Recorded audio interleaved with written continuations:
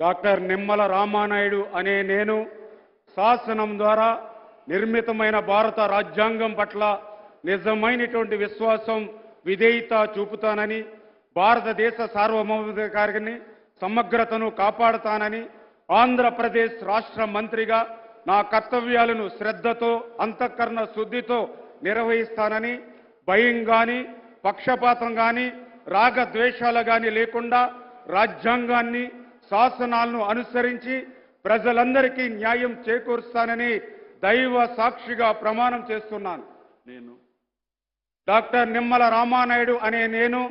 ఆంధ్రప్రదేశ్ రాష్ట్ర మంత్రిగా నా పరిశీలనకు వచ్చినా లేదా నాకు తెలియవచ్చినా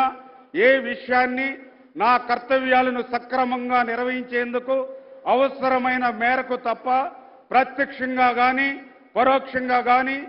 ఏ వ్యక్తికి లేదా వ్యక్తులకు తెలియపరచనని లేదా వెల్లడించనని దైవ సాక్షిగా ప్రమాణం చేస్తున్నాను.